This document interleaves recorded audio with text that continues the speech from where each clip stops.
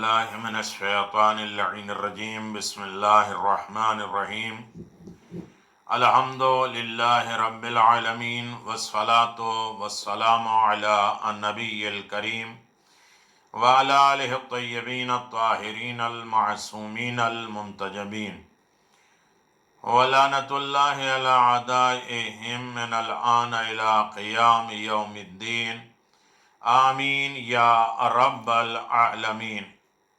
اما بعد فقد قال اللہ تبارک و تعالی فی قرآن مجید بسم اللہ الرحمن الرحیم ان اللہ و ملائکتہ یصلون علی النبی یا ایھا الذین آمنوا صلوا علیہ وسلموا تسلیما. اللہم صل علی محمد و آل محمد وبارک علی محمد و آل محمد الذين يؤذون الله ورسوله لعنهم الله في الدنيا والآخرة وأعد لهم عذابا مهينا. صدق الله العلي العظيم. أما بعد فقد قال الله تبارك وتعالى في قرآن المجيد بسم الله الرحمن الرحيم قل هو الله أحد الله الصمد لم يلد ولم يولد ولم يكن له كفوا أحد. صدق اللہ العلی العظیم وصدق رسولہ النبی الکریم. سامعین محترم،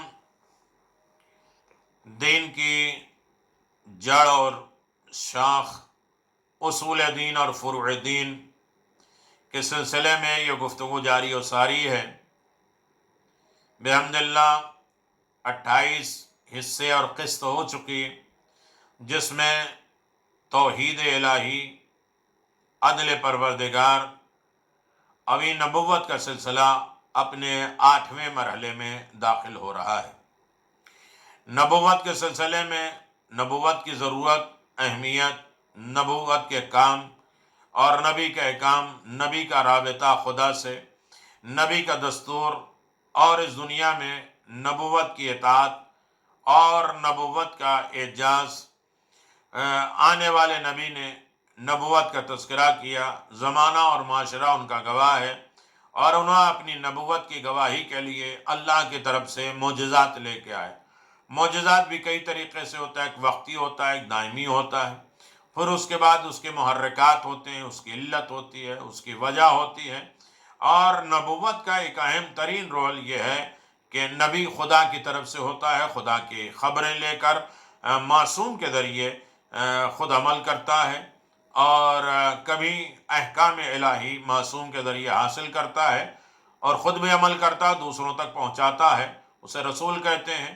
صاحب شریعت ہونا، صاحب قانون ہونا، اور جس پر نبوتیں ختم ہو گئی، یعنی اپنے نبی کی بات کہ جو ایک وقت میں رسول بھی ہیں، نبی بھی ہیں، خاتم النبیین بھی ہیں، صاحب شریعت بھی ہیں، صاحب اعجاز بھی ہیں، صاحب قانون بھی ہیں. لیکن ان تمام نبیوں کے لیے تمام نقص اور عیب سے پاک ہونا ضروری ہے، یعنی عصمت ہونا چاہیے، معصوم ہو. عصمت یعنی گناہ، اشتباہ، غلطیوں سے محفوظ رہنا. پیغمبر نہ گناہ کے مرتکب ہوتے ہیں، نہ اپنے کاموں میں انہیں اشتباہ اور شکوک اور شبہات یا نقص و عیب ان کے کاموں سے دوچار ہوتے ہیں. ان کے گناہ اور اشتباہ سے پاکیزگی انہیں اعتماد کی اعلیٰ قابلیت عطا کرتی ہے. اب ہم یہ سوال کرتے ہیں کہ ان کے گناہ سے پاک رہنے کی وجہ کیا ہے؟ کیا ان میں گناہ اور اشتباہ اور غلطیاں اور کوتاہیاں کرنے کی قوت اور صلاحیت نہیں ہوتی؟ جیسے کہ فرشتوں میں یہ صلاحیت نہیں ہوتی. فرشتے غلطیاں کر ہی نہیں سکتے، کرنا بھی چاہیں تو نہیں کر سکتے. لیکن نبی اور امام وہ ہوتے ہیں کہ جو صلاحیت رکھتے ہیں، طاقت رکھتے ہیں غلطیاں کرنے کی، گناہ کرنے کی، اشتباہ اور خطا کرنے کی صلاحیت رکھتے ہیں، لیکن نہیں کرتے. مثلا جس طرح فرشتے مجبور ہیں کہ وہ غلطیاں اور کوتاہیاں کر ہی نہیں سکتے، یا جس وقت معاذ اللہ گناہوں کے مرتکب ہونا چاہیں، گناہ کرنا چاہیں، تو اس وقت ایک غیبی طاقت آ کر اس بات کی طرف جو بیٹے کو غلط کام سے روکتا ہے، انہیں روک دیتی ہے، یعنی ہر طریقے کی ان کے اوپر نگرانی فرشتوں کی ہے کہ غلط کرنا چاہیں تو انہیں روک دیا جائے، ٹوک دیا جائے۔ جواب یہ ہے کہ پیغمبروں کی عصمت نہ ایسی ہے کہ ان میں گناہ کی صلاحیت اور طاقت نہیں ہوتی، اور نہ ہی خارج سے کوئی چیز آ کر انہیں روکتی ہے، ٹوکتی ہے، گناہ سے باز رکھتی ہے، بلکہ نظر اور ایمان اور یقین کا نتیجہ ہے، اللہ سے رابطہ اور قرب ہونے کا بہترین وسیلہ ہے۔ گناہ سے بچاؤ، انسان ایسا موجود ہے جو آزاد اور مختار ہے، نہ نفع، ضرر، نقصان، نہ کسی مصلحت کی بنیاد پر کوئی کام انجام دیتا ہے، نہ ترک کر دیتا ہے۔ اس لحاظ سے آگاہی اور نیک اور بخت کی تمیز سمجھ بوجھ کے انتخاب میں اہم مقام رکھتی ہے۔ ایمان اور آثار گناہ کے اعتبار سے لوگوں میں تفاوت ہے، فرق ہے۔ جس کا ایمان جتنا قوی ہوگا، طاقتور ہوگا، جس کے گناہ کے نقصان پر زیادہ توجہ ہوگی، اتنے ہی وہ گناہوں سے پرہیز کرے گا، یعنی اتنا ہی وہ گناہوں سے پاک ہوگا۔ اگر اس کا ایمان یقین کی حد تک پہنچ گیا ہے، جس طرح کہ جب وہ گناہ کرنے لگے، گناہ کے ارتکاب کرنا چاہیں، تو خود کو ایسا محسوس کریں جیسے پہاڑ سے گر رہا ہو یا زہر حلاحل پی رہا ہو، تو اس صورت میں گناہ کے ارتکاب کا احتمال صفر اور زیرو ہو جاتا ہے، یعنی ہرگز گناہ کی طرف نہیں بڑھتے۔ جس طرح ایک عام انسان خود کو پہاڑ سے گرانے اور زہر حلاحل پینے سے روکتا ہے، اسی کیفیت کو ہم عصمت کہتے ہیں۔ سب کچھ کر سکتا ہے، زہر پی سکتا ہے، نہیں پیتا، اپنے آپ کو پہاڑ سے گرا دیتا ہے، گرانا چاہے تو گرا سکتا ہے، ساری طاقت اختیار ہوتے ہوئے بھی نہ کرنا، اسے عصمت کہتے ہیں۔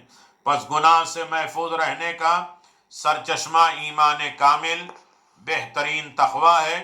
ظاہر ہے جو انسان عصمت کی عصمت کے درجے تک پہنچا ہے، اس کے لیے ضروری نہیں ہے کہ کوئی خارجی طاقت، باہر کی طاقت آ کر اسے گناہ سے روکے، یا اس کی فطرت میں گناہ کے محرک ہی نہ ہو، حرکت ہی نہ ہو، گناہ کرنے کی طاقت نہ ہو۔ اگر کسی انسان میں گناہ کرنے کی صلاحیت ہی نہ ہو تو اس کے لیے گناہ نہ کرنا کمال شمار نہیں کیا جائے گا، بلکہ اس کی مثال اس شخص جیسی ہے جو قید خانے میں ہے، چوری کرنے پر قادر نہیں ہے، بندھا ہوا ہے اور نہ آزاد ہو سکتا ہے، نہیں، طاقت ہی نہیں ہے، بندھا ہوا ہے، ضعیف ہے، گناہ نہیں کر سکتا، بند کمرے میں ہے، کچھ بھی ذرائع نہیں ہے، موبائل نہیں ہے، کوئی ہے نہیں، تو غیبت کس سے کرے گا؟ تو یعنی وہ اس کو اختیار ہی نہیں، قادر ہی نہیں ہے۔ کیا ایسے انسان کو جو چوری نہ کر سکے صحیح کہا جا سکتا ہے؟ اس کے پاس امانت رکھی جا سکتی ہے؟ مجبوری ہے، لیکن اگر مجبوری نہ ہوتی تو وہ چوری کرتا، مجبوری نہ ہوتی تو غیبت کرتا۔ کیا ایسے افراد کے پاس ہم اپنی امانت رکھ سکتے ہیں؟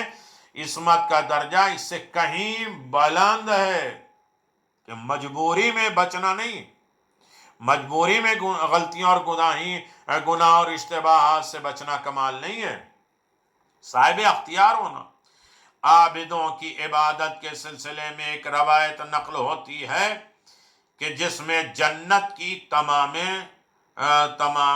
کی جانے والی عبادت کو تاجروں کی عبادت اور جہنم کے خوف میں انجام پانے والی عبادت کو غلاموں کی عبادت قرار دیا گیا، لیکن آزاد لوگوں کی عبادت نہ شوق جنت میں ہوتی ہے نہ خوف جہنم میں، بلکہ خدا سے محبت اور عشق کی وجہ سے انجام پذیر ہوتی ہے۔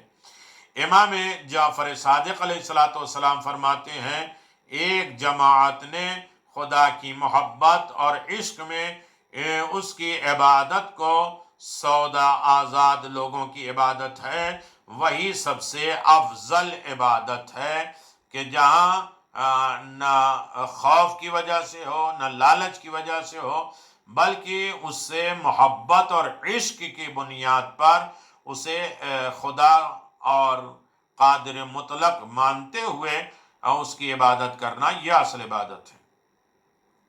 اس روایت سے بہت سی روایتوں سے یہ بات سمجھ میں آتی ہے کہ پیغمبر اسلام کی عصمت کا تعلق عقلی تخمینوں سے نہیں ہے، عقلی سوچ سے نہیں ہے، بلکہ وہ اس سے کہیں بلند ہے۔ وہ شعلہ عشق بھڑک اٹھنا، شعلہ عشق کا بھڑک اٹھتا ہے، بلکہ اس کی وہی مرضی ہوتی ہے جو اس کے معشوق کی ہوتی ہے۔ وَمَا تَشَاءُونَ إِلَّا أَن يَشَاءَ اللَّهُ، یہ اتنا قرب الہی میں بلند ہو جاتے ہیں کہ اب ان کی کوئی خواہش نہیں رہتی، جو خواہش الہی ہے، جو پسند پروردگار ہے، جو آرزو الہی ہے، جو اللہ کا ارادہ ہے، وہی ان کا ارادہ بن جاتا ہے۔ یہاں تک کہ ان کے خلاف قدم نہیں اٹھاتا، ان کی باتوں کے خلاف نہیں قدم اٹھاتے، بلکہ اس کے وہی مرضی ہوتی ہے جو اس کے معشوق کی ہوتی ہے۔ یہاں تک کہ ان کے خلاف تصور بھی نہیں کرتے، وہ ہمیشہ اطاعت میں رہتے ہیں اور معصیت کی راہ ہرگز اختیار نہیں کرتے۔ جن مردان خدا کے دلوں میں اس کی محبت کا شرارہ ہوتا ہے، محبت ہوتی ہے، ان کے سلسلے میں ایسی حکایات، داستان موجود ہیں جنہیں سن کر انسان انگشت بدندہ رہ جاتا ہے۔ ایسی ہی چیزوں نے انہیں خدا کے حکم کا مطیع اور عبادت گزار بنایا ہے۔ خدا کے پیغمبروں کی تو بات ہی اور ہے، اور ان کے وجود میں یہ عشق رچا بسا ہوا ہے اور ان کا دل اسی میں جل رہا ہے، چل رہا ہے۔ اشتباہ سے محفوظ، اشتباہ سے تحفظ کا سرچشمہ پیغمبروں کے نفس میں ہے، حیات میں ہے، خون میں ہے اور رگوں میں ہے۔ اشتباہ سے انسان وہاں دوچار ہوتا ہے جہاں براہ راست حقیقتوں کو ملاحظہ نہیں کرتا۔ اشتباہ ہو گئی، غلطی ہو گئی، اور انسان سوری کہتا ہے۔ جہاں براہ راست انسان اس حقیقت کو نہیں جان پاتا، نہیں سمجھ پاتا، وہاں اس سے اشتباہ ہو جاتی ہے، اس سے غلطیاں ہوتی ہیں، اس سے کوتاہیاں ہوتی ہیں، بلکہ ذہنی طور پہ کم و بیش اس سے آشنا ہوتا ہے۔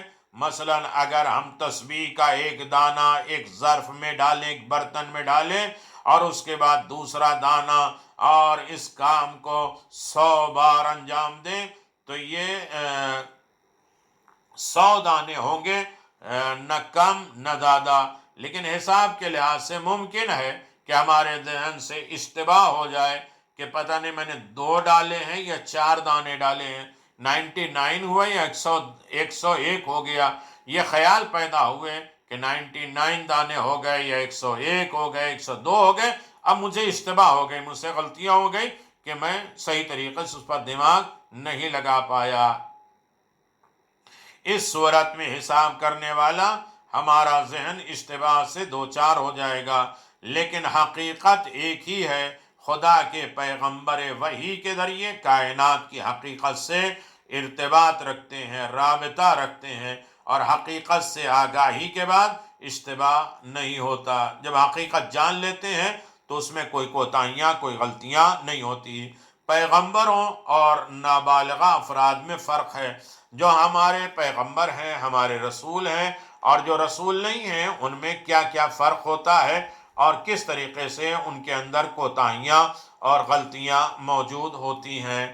اور نابالغہ وہ افراد ہیں جن کی فکری قوت قوی ہوتی ہے، مضبوط ہوتی ہے، یعنی اپنے حواس سے اشیاء کو محسوس کرتے ہیں اور عقلی توانائی کے ذریعے اس کا ذہنی تجربہ کرتے ہیں اور نیا نتیجہ نکالتے ہیں۔ کبھی خطا سے دوچار ہوتے ہیں، لیکن خدا کے پیغمبر اپنی فکر، صلاحیت اور ذہنی تخمینوں کے علاوہ ایک دوسری طاقت یعنی وحی کے حامل ہوتے ہیں، اور نابغہ کا النبوغ یعنی انسانی فکر و نظر سے مربوط ہے، لیکن پیغمبروں کی امتیازی طاقت وحی سے مربوط ہے جو کہ کائنات کی حقیقت ہے اور اس کا رابطہ قائم کراتی ہے۔ پیغمبر اسلام، پیغمبر کیوں معصوم ہوتے ہیں؟ اب یہ سوال پیدا ہوتا ہے، اس کی طرف ہمیں توجہ دینا پڑے گا کہ ہمارے پیغمبر، ہمارے رسول، ہمارے نبی، ہمارے امام یہ معصوم اور عصمت والے کیوں ہوتے ہیں؟ ان کے اندر خطا اور غلطیاں اور کوتاہیاں کیوں نہیں ہوتی؟ ان کے اندر اشتباہ اور بھول چوک کیوں نہیں پیدا ہوتی ہے؟ انہیں تمام گناہوں سے آزاد کیوں رکھا جاتا ہے؟ تو پیغمبر لوگوں کی ہدایت، معاشرے کو گناہ سے بچانے اور عدالت اور تقوی کے فروغ، اسے لوگوں کو بانٹنے کے لیے آئے ہیں۔ لوگوں کو ان پر اعتماد کرنا چاہیے، اطمینان سے ان کی باتوں کو سننا چاہیے۔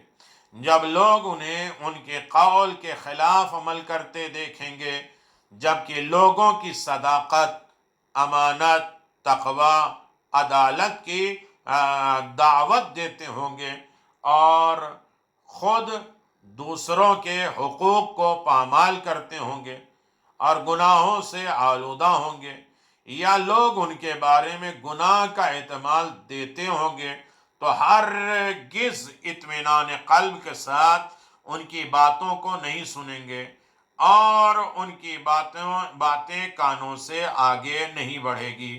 لوگوں کے دل میں اپنی بات اتارنے اور ان کا اعتماد حاصل کرنے کے لیے پیغمبروں کی پوری زندگی کو نیکیوں اور پاکیزگی سے ملا ہونا چاہیے۔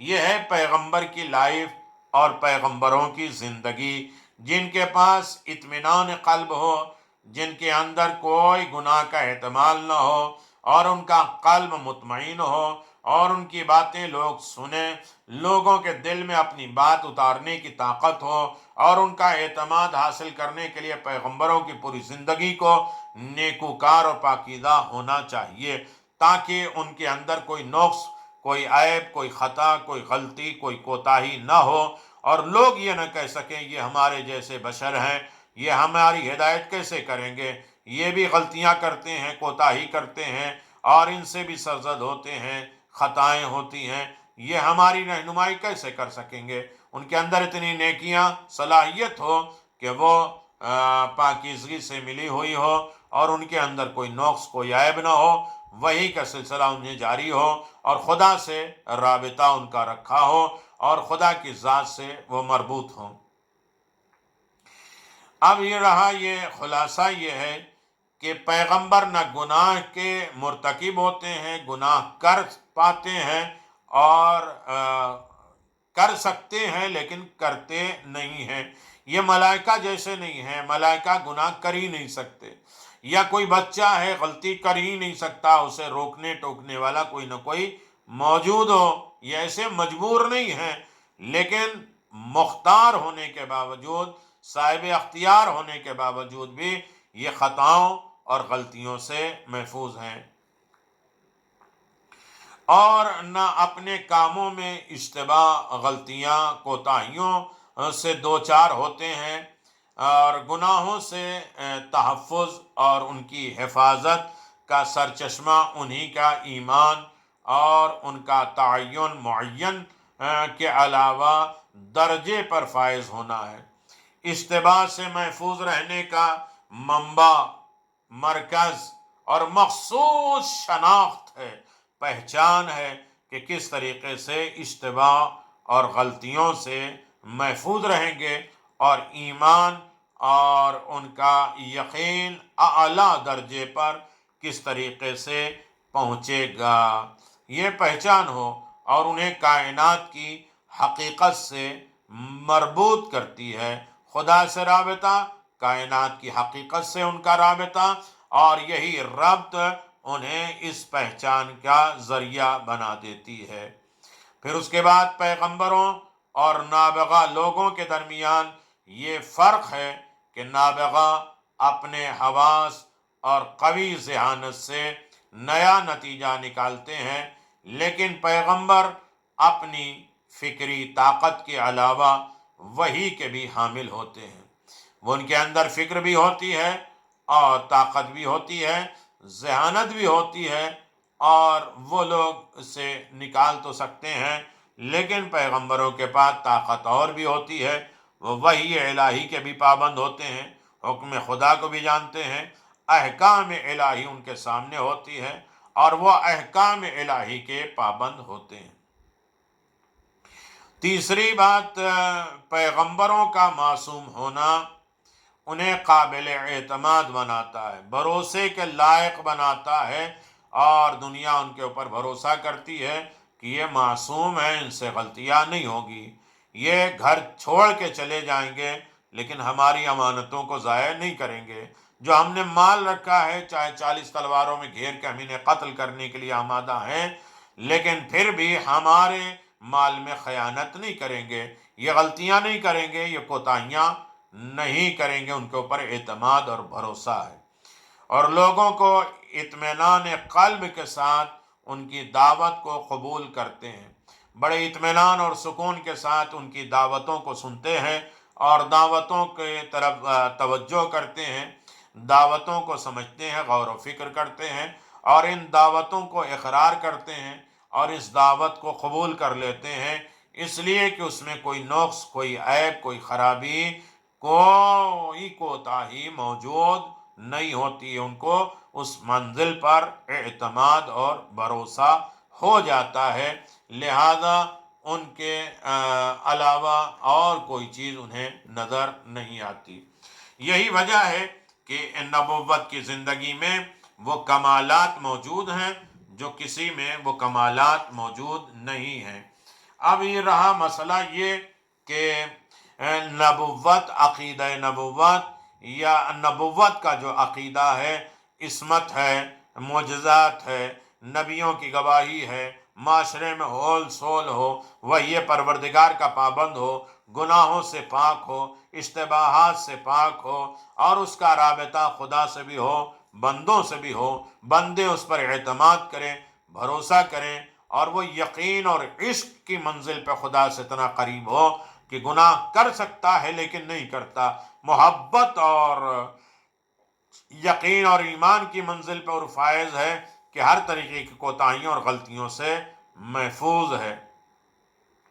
اب ہمارے لیے ضروری ہے کہ نبوت کا جو عقیدہ ہے وہ ہمارے لیے کیا رزلٹ دیتا ہے، کیا نتیجہ ہے، کیا اس کے اثرات ہیں، آخر نبوت کو ماننا کیوں ضروری ہے، اس کے اثر کیا ہے، اس کے نتیجے کیا ہیں، اس کے بینیفٹ کیا ہیں، اس کے فائدے کیا ہیں۔ پہلی چیز یہ ہے کہ عقل جو ہے وہ اس کی تائید کرتی ہے، عقل خود متوجہ کرتی ہے، عقل ہمیں خود آمادہ کرتی ہے، اور اس طریقے سے آمادہ کرتی ہے کہ بعض آزاد فکر انسانوں کا خیال ہے، کچھ انسان جن کی فکر آزاد ہے ان کا خیال یہ ہے کہ عقل ہوتے ہوئے نبوت کی کوئی ضرورت نہیں ہے، کہ ہمارے پاس اللہ نے عقل دیا ہے، ہمیں کسی کے رہنما، کسی ہادی کی ہونے کی ضرورت نہیں ہے، ہم تو اچھا برا خود سمجھ لیں گے اور ہم اپنے آپ کو خدا سے قریب پہنچا دیں گے، ہمیں نبوت اور امامت کی ضرورت نہیں ہے۔ اس طرح بہت سے انسان جو آزاد خیال کے ہیں وہ یہ خیال ظاہر کرتے ہیں کہ ہمیں کسی کے سمجھانے بجھانے والا بندہ نہیں چاہیے۔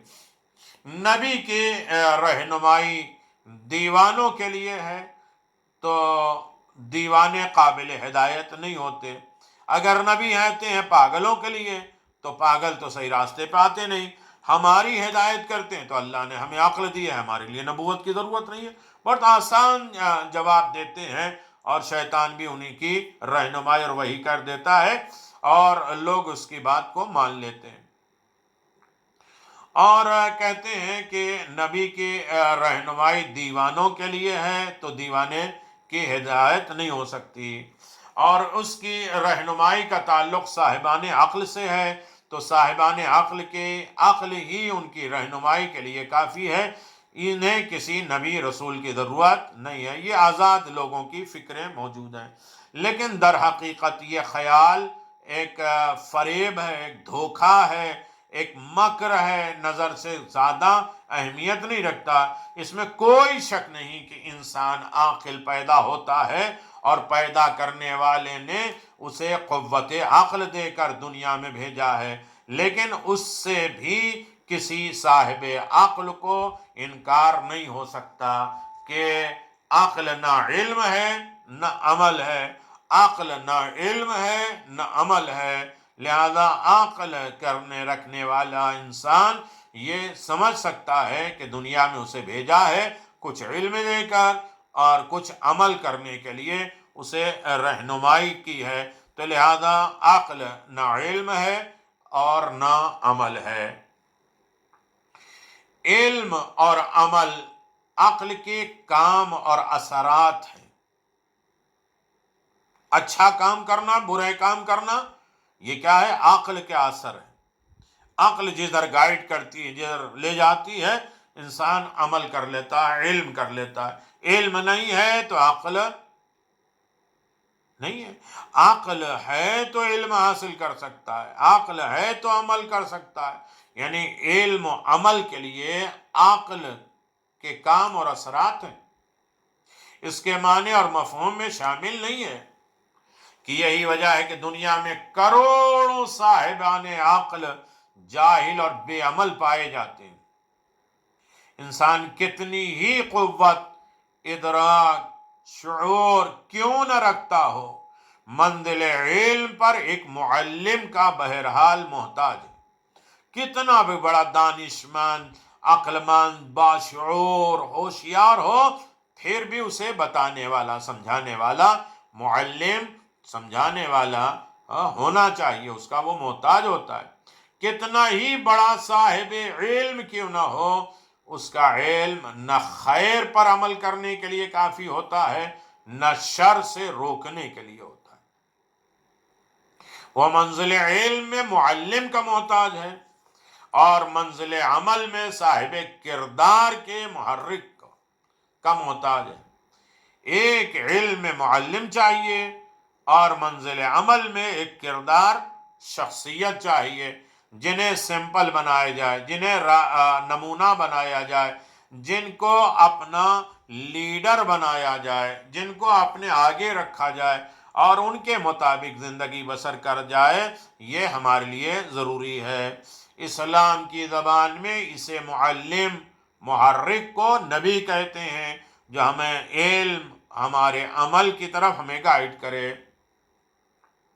لہذا نبوت عقل کی مخالفت کا نام نہیں ہے، عقل کو ریجیکٹ نہیں کرتی، عقل کی تائید کا نام ہے نبوت، جس کے بعد عقل بے سہارا نہیں رہ جاتی اور انسان کو علم عمل دونوں راہوں میں ایک رہنما مل جاتا ہے، دونوں راستوں میں اسے ایک لیڈر بن جاتا ہے۔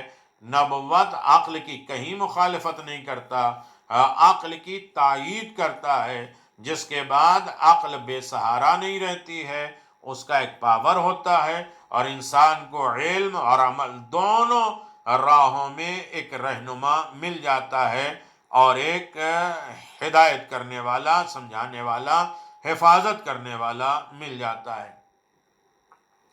آپ اس ماحول کے بارے میں سوچیں جہاں لاکھوں صاحبان عقل ایک ساتھ پیدا کر دیے جائیں اور ان کے درمیان ایک بھی صاحب علم مخلوق نہ ہو، ظاہر ہے یہ معاشرہ 100% جاہلی رہے گا۔ 1,00,000 صاحب عقل ہوں، سب کے پاس، انسانوں کے پاس عقل ہے، لیکن اس عقل کو گائیڈ کرنے والا کوئی نہ ہو، اسے علم اور عمل کی طرف متوجہ کرنے والا نہ ہو۔ جانور کے پاس تو عقل ہی نہیں ہے، انہیں سمجھانے والا کون ہے؟ انسان کے پاس عقل ہے، وہ سمجھنے کے لائق ہیں، اور پھر اس کے بعد اسے نبی، رسول، امام کی ہدایتیں رہتی ہیں تاکہ عقل کے اعتبار سے وہ حلال حرام اچھائی برائی سمجھ سکیں۔ وہ عقل کو گائیڈ کرتے ہیں علم اور عمل کی طرف۔ لاکھوں عقل مند پیدا ہو جائیں دنیا میں، صاحب علم کوئی نہ ہو تو یہ معاشرہ مکمل جاہل رہے گا اور اچھائی اور برائی کو مکمل حاصل نہیں کر پائے گا، سمجھ نہیں پائے گا، اور نہ خیر کی راہوں پر، اچھے کے راستوں پہ وہ چل پائیں گے۔ ہمیں نبوت کی عظمت اہمیت کا احساس اس لیے نہیں ہوتا کہ پیدا کرنے والے نے ہماری تخلیق سے پہلے ایک نمائندہ خلیفۃ اللہ اور معلم بشریت آدم کی شکل میں بھیج دیا ہے، اور ہم سب کو اسی کی نسل سے پیدا کیا ہے، ورنہ آج سارا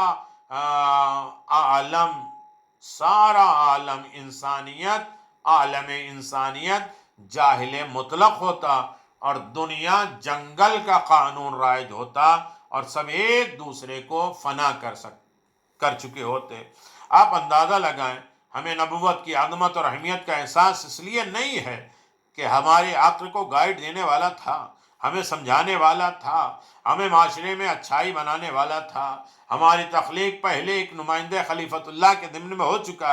پہلے اللہ نے ایک خلیفہ بھیجا، ایک نبی بھیجا جناب آدم کا، پھر ہمیں پیدا کیا، تو ہمیں کوئی ضرورت ہی نہیں پڑی اور ہم نے اس کی طرف کبھی توجہ نہیں کیا۔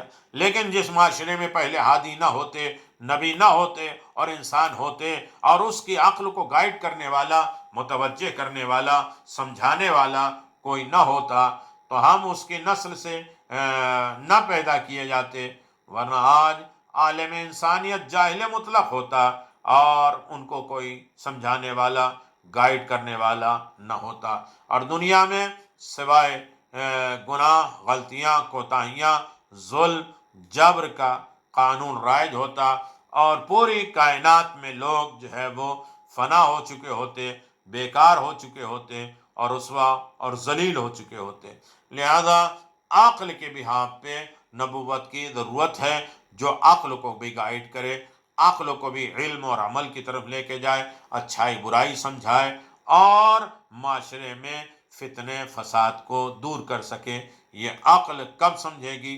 جب عقل کو کوئی سمجھانے والا ہو۔ اس سمجھانے والے کا نام نبی ہے، جو عقل کی بھی حفاظت کرے، عقل کو بھی بے سہارا نہ چھوڑے، اور عقل کو بھی رہنمائی کرے اور اسے صحیح طریقے سے گائیڈ کرے۔ لہذا نبوت کی ضرورت ہے، نبوت کے قانون ہیں، اور نبوت یقیناً ہمارے لیے ضروری ہے، جو عصمت والا ہو، پاک ہو، اور تمام اشتباہ، تمام غلطیاں، تمام کوتاہیوں سے وہ محفوظ رہے۔ یقیناً نبوت کے نتائج اور اثرات بہت زیادہ ہیں، جو ہر طریقے کے عقلوں کو صحیح راستے پر گائیڈ کرتی ہیں۔ خداوند عالم کی بارگاہ میں دعا ہے کہ رب کعبہ ہمیں نبوت اور نبوت سے وابستگی اور نبی کے احکام اور اس کی اطاعت کرنے کی توفیق عنایت فرما۔ وآخر دعوانا ان الحمد للہ رب العالمین، وصلی اللہ علی نبی الکریم وعلی آلہ الطیبین الطاہرین۔ السلام عليكم أئمة الهدى ورحمة الله وبركاته. أستودعكم الله وأقرأ عليكم السلام. آمنا بالله وبالرسول وبما جئتم به ودللتم عليه. اللهم فاكتبنا مع الشاهدين.